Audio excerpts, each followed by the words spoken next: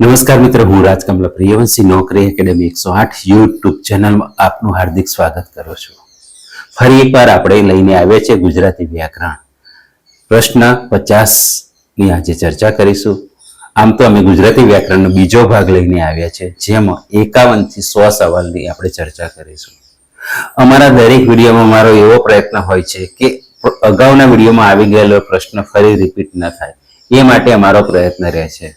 Driver અને કંડક્ટરની તૈયારી કરતા મિત્રો, ગુજરાતી વ્યાકરણનો ભાગ 2 આપણે આજે લઈને આવી ગયા છીએ.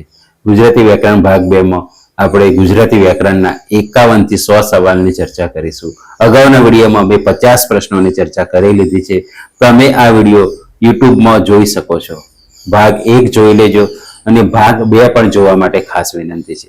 1 થી 50 સવાલના જવાબની ચર્ચા કરીશું. સાથે સાથે તમારે પણ કાગળ પેન લઈને બેસવાનું છે અને અમારી સાથે સવાલના જવાબ તમારે પણ આપવાના છે. અને વિડીયોના અંતમાં તમારે ચેક કરવાનું છે કે તમને કેટલા સવાલના જવાબ આવડ્યા. 2 ગુજરાતી વ્યાકરણ ડ્રાઈવર અને કંડક્ટરની પરીક્ષા માટે મોડલ પેપર. પ્રશ્ન નંબર 51. અગ્નિનો સમાનાર્થી શબ્દ કયો છે? એ અનલ, બી અંબુ, સી પવન, ડી પર્વત. સાચો જવાબ છે એ અનલ.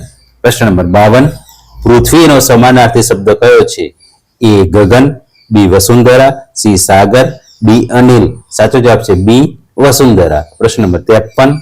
આશાનો વિરોધાર્થી શબ્દ કયો છે? એ ઈચ્છા, બી નિરાશા, સી અપેક્ષા, ડી પ્રસન્નતા. સાચો જવાબ છે બી નિરાશા. પ્રશ્ન નંબર 54. આરંભનો વિરોધાર્થી શબ્દ કયો છે? એ શરૂઆત, બી પ્રારંભ, સી અંત, ડી ઉદ્ઘાટન. સાચો જવાબ છે સી અંત. પ્રશ્ન નંબર 55.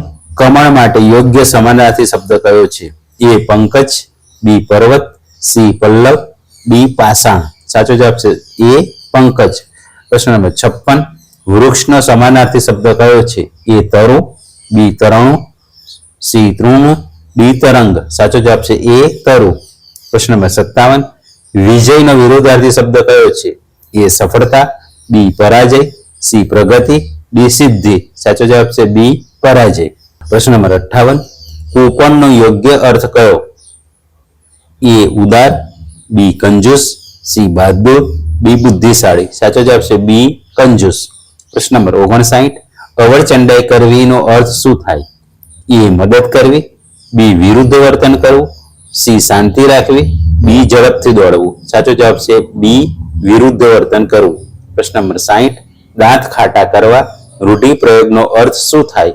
એ દાંત સાફ કરવા, બી પરાજિત કરવું, સી ભોજન કરવું, ડી હસવું. સાચો જવાબ છે બી પરાજિત કરવું. પ્રશ્ન નંબર 61. પગમાં બેડી નાખવી નો અર્થ શું થાય? એ દોડવું, બી અવરોધ ઉભો કરવો, સી મુસાફરી કરવી, ડી આરામ કરવો. સાચો જવાબ છે બી અવરોધ ઉભો કરવો. પ્રશ્ન નંબર 62. મોઢામાં પાણી આવવું નો અર્થ શું થાય? એ પાણી પીવું, બી ખૂબ ગમવું અથવા ખાવાની ઈચ્છા થવી, સી બીમાર થવું, ડી રડવું. સાચો જવાબ છે બી ખૂબ ગમવું અથવા ખાવાની ઈચ્છા થવી. પ્રશ્ન નંબર 63. આંખનો તારો રૂઢિપ્રયોગનો અર્થ શું છે? એ આંખની બીમારી, બી ખૂબ વહાલો વ્યક્તિ, સી દૂરની વસ્તુ, ડી સુંદર દ્રશ્ય. સાચો જવાબ છે બી ખૂબ વહાલો વ્યક્તિ. પ્રશ્ન નંબર 64. જે દેશનો નાગરિક હોય તેને શું કહેવાય? એ પ્રવાસી, બી નાગરિક, સી વિદેશી, ડી રહેવાસી. સાચો જવાબ છે બી નાગરિક. પ્રશ્ન નંબર 65. જે ઉપકાર માને માટે યોગ્ય શબ્દ કયો? એ કૃતજ્ઞ, બી કૃતજ્ઞ, સી નિર્દય, ડી સ્વાર્થી. સાચો જવાબ છે બી કૃતજ્ઞ. પ્રશ્ન નંબર 66. જે ઉપકાર ન માને માટે એક શબ્દ કયો? એ કૃતજ્ઞ, બી કૃતજ્ઞ, સી પરોપકારી, ડી દયાળુ. સાચો જવાબ છે બી કૃતજ્ઞ. પ્રશ્ન નંબર 67. જેનું વર્ણન ન થઈ શકે માટે એક શબ્દ કયો? એ વર્ણનીય, બી અવર્ણનીય, સી દર્શનીય, ડી શ્રાવ્ય. સાચો જવાબ છે બી અવર્ણનીય. પ્રશ્ન નંબર 68. જે બધું જાણે છે માટે યોગ્ય શબ્દ કયો છે? સ્વર્ગજ્ઞ, બી સર્વહારા, સી સર્વનાશ, ડી સર્વસ્વ. સાચો જવાબ છે સ્વર્ગજ્ઞ. પ્રશ્ન નંબર 69. પાણીમાં રહીને મગર સાથે વેર કહેવતનો અર્થ શું છે? એ પાણીથી ડરવું, બી જેના પર આધાર હોય તેની સાથે દુશ્મની કરવી, સી મગરથી બચવું, ડી પાણીમાં તરવું. સાચો જવાબ છે જેના પર આધાર હોય તેની સાથે દુશ્મની કરવી. પ્રશ્ન નંબર 70, ઉતાવળે આંબા ન પાકે કહેવતનો અર્થ શું છે? એ આંબા ધીમા પાકે છે, બી દરેક કાર્યમાં યોગ્ય સમય લે છે, સી આંબા ખાવા જોઈએ, ડી ઉતાવળ કરવી જોઈએ. સાચો જવાબ છે બી દરેક કાર્ય યોગ્ય સમય લે છે. પ્રશ્ન નંબર 71, અધૂરો ઘડો છલકાય ઘણો કહેવતનો અર્થ શું છે? એ ઘડો ભરાઈ જવો, બી ઓછું જ્ઞાન ધરાવનાર વધુ દેખાડો કરે, સી પાણી વેડફવું, બી ઘડો તૂટી જવો. સાચો જવાબ છે બી ઓછું જ્ઞાન ધરાવનાર વધુ દેખાડો કરે. પ્રશ્ન નંબર 72, જેવું વાવો તેવું લણો કહેવતનો અર્થ શું છે? એ ખેતી કરવી, બી કર્મ પ્રમાણે ફળ મળે, સી પાક સારો થાય, ડી બીજ વાવવા. સાચો જવાબ છે બી કર્મ પ્રમાણે ફળ મળે. પ્રશ્ન નંબર 73, નવરા બેઠા નખો દવાડે કહેવતનો અર્થ શું છે? એ કામ વગરનો માણસ નકામી પ્રવૃત્તિ કરે, બી વાળ કપાવવા, સી આરામ કરવો, ડી મહેનત કરવી. સાચો જવાબ છે એ કામ વગરનો માણસ નકામી પ્રવૃત્તિ કરે. પ્રશ્ન નંબર 74, અંધની લાકડીનો અર્થ શું થાય? એ નબળી લાકડી, બી એકમાત્ર આધાર, સી રસ્તાની લાકડી, ડી વૃક્ષની ડાળી. સાચો જવાબ છે બી એકમાત્ર આધાર. પ્રશ્ન નંબર 75, માથું ખાવું રૂઢિપ્રયોગનો અર્થ શું થાય? એ ભોજન કરવું, બી વારંવાર હેરાન કરવું, સી માથું ધોવું, બી વિચાર કરવો. સાચો જવાબ છે બી વારંવાર હેરાન કરવું. પ્રશ્ન નંબર 76, પાણી ફેરવી દેવું નો અર્થ શું થાય? એ પાણી નાખવું, બી કરેલું કામ નિષ્ફળ બનાવવું, સી પાણી બચાવવું, ડી વરસાદ પડવો. સાચો જવાબ છે બી કરેલું કામ નિષ્ફળ બનાવવું. પ્રશ્ન નંબર 77, હાથ ધોઈને પાછળ પડવું નો અર્થ શું થાય? એ હાથ પગ ધોવા, બી કોઈ કાર્ય પાછળથી સતત લાગી રહેવું, સી સ્વચ્છતા રાખવી, ડી મદદ કરવી. સાચો જવાબ છે બી કોઈ કાર્ય પાછળ સતત લાગી રહેવું. પ્રશ્ન નંબર 78, ભીતને કાન હોય છે કહેવતનો અર્થ શું છે? એ ભીત સાંભળી શકે છે, બી ગુપ્ત વાત સાવચેતીથી કરવી જોઈએ, સી ભીત નબળી છે, બી ઘર મોટું છે. સાચો જવાબ છે બી ગુપ્ત વાત સાવચેતીથી કરવી જોઈએ. પ્રશ્ન નંબર 79, વિદ્યાલય શબ્દમાં કયો સંધિ વિચ્છેદ યોગ્ય લાગે છે?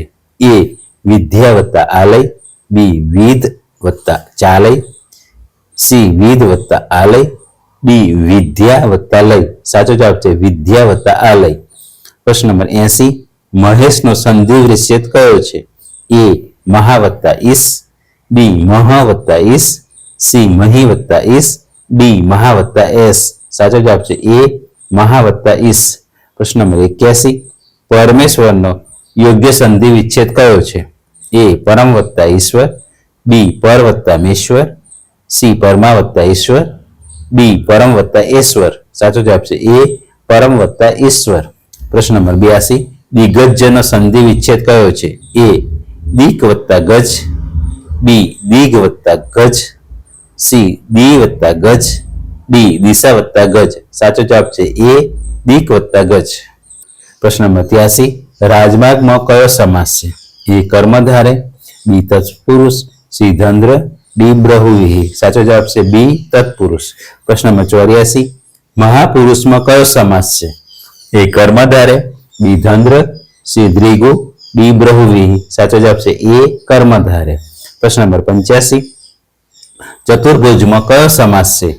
એ ધંદ્ર, બી બ્રહુવિહી, સી તત્પુરુષ, ડી કર્મધારે. સાચો જવાબ છે બી બ્રહુવિહી.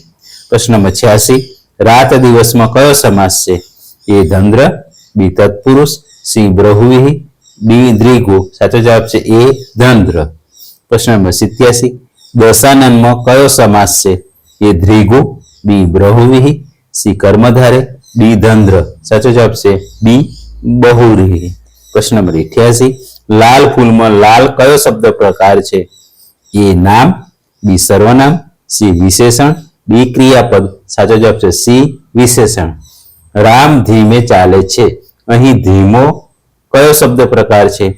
એ નામ, બી ક્રિયા વિશેષણ, સી સર્વનામ, ડી વિશેષણ. સાચો જવાબ છે બી ક્રિયા વિશેષણ. પ્રશ્ન નંબર 90, અને કયો શબ્દ પ્રકાર છે? એ નામ, બી સમુચ્ચય બોધક, સી વિશેષણ, ડી સર્વનામ. સાચો જવાબ છે બી સમુચ્ચય બોધક. પ્રશ્ન નંબર 91. અરે કયો શબ્દ પ્રકાર દર્શાવે છે? એ ઉદ્ધારવાચક, બી નામ, સી વિશેષણ, ડી ક્રિયા વિશેષણ. સાચો જવાબ છે એ ઉદ્ધારવાચક. પ્રશ્ન નંબર 92. રામે કેરી ખાધી વાક્યમાં કેરી કયો કારક છે? એ કર્તા, બી કર્મ, સી કરણ, ડી અધિકરણ. સાચો જવાબ છે બી કર્મ. પ્રશ્ન નંબર 93. મોહનનો ભાઈ આવ્યો. અહીં મોહન કયો કારક છે? એ સંબંધ, બી કરણ, સી સંપ્રદાન, ડી આપાદાન. સાચો જવાબ છે એ સંબંધ. પ્રશ્ન નંબર 94. પોલીસે ચોરને પકડ્યો. વાક્યમાં પોલીસે કયો કારક છે? એ કર્મ, બી કર્તા, સી કરણ, ડી અધિકરણ. સાચો જવાબ છે બી કર્તા. પ્રશ્ન નંબર 95. હું રોજ દોડું છું. વાક્ય કયા કાળનું છે? એ સામાન્ય વર્તમાન કાળ, બી સામાન્ય ભૂતકાળ, સી ભવિષ્યકાળ, ડી પૂર્ણકાળ. સાચો જવાબ છે એ સામાન્ય વર્તમાન કાળ. પ્રશ્ન નંબર 96. તે ગઈકાલે અમદાવાદ ગયો હતો. કયો કાળ છે? એ વર્તમાન કાળ, બી ભવિષ્યકાળ, સી પૂર્ણકાળ, ડી સામાન્ય ભવિષ્યકાળ. સાચો જવાબ છે સી પૂર્ણ ભૂતકાળ. પ્રશ્ન નંબર 97. નીચેનામાંથી શુદ્ધ જોડણી કઈ છે? એ ઔષધિ, બી ઔષધિ, સી ઔષધિ, ડી ઔષધિ. સાચો જવાબ છે એ ઔષધિ. પ્રશ્ન નંબર 98. નીચેનામાંથી શુદ્ધ જોડણી કઈ છે? એ જવાબદારી, બી જવાબદારી, સી જવાબદારી, ડી જવાબદારી. સાચો જવાબ છે એ જવાબદારી. પ્રશ્ન નંબર 99. શું તમે પરીક્ષા માટે તૈયાર છો? આ વાક્યનો પ્રકાર કયો છે? એ વિધાનાર્થ, બી પ્રશ્નાર્થ, સી આજ્ઞાર્થ, ડી ઉદ્ધારવાચક. સાચો જવાબ છે બી પ્રશ્નાર્થ. પ્રશ્ન નંબર 100. મહેનત કરશો તો સફળ થશો. આ વાક્યમાં કયો ભાવ વ્યક્ત થાય છે? એ શરત, બી પ્રશ્ન, સી આજ્ઞા, ડી ઉદ્ધાર. સાચો જવાબ છે એ શરત. ખૂબ સરસ મિત્રો, તમે અમારી સાથે જોડાયેલા રહ્યા. 1 થી 50 સવાલના જવાબ આપ્યા. હવે જોઈ લો તમને કેટલું આવડે ને કેટલું ના આવડે. કદાચ અમારા વિડીયોમાં કોઈ જગ્યાએ તમને ખબર ન પડે અથવા તો કોઈ પ્રશ્ન સમજવામાં તકલીફ પડી હોય તો આ જ વિડીયો ફરી એકવાર જોઈ લેવા માટે ખાસ વિનંતી છે. ગુજરાતી વ્યાકરણ પ્રેક્ટિસ કરવાનો વિષય છે, વારંવાર વાંચવાનો વિષય છે, વારંવાર સમજવાનો વિષય છે. માટે ડ્રાઈવર અને કંડક્ટરની તૈયારી કરતા દરેક મિત્રોને ખાસ કહેવાનું કે તમારા ટાઈમ ટેબલમાં ગુજરાતી વ્યાકરણનો પણ સમય આપો. કમસે કમ 30 થી 45 મિનિટનો સમય દરરોજ આપશો તો તમને આ વિષય અઘરો નહીં લાગે.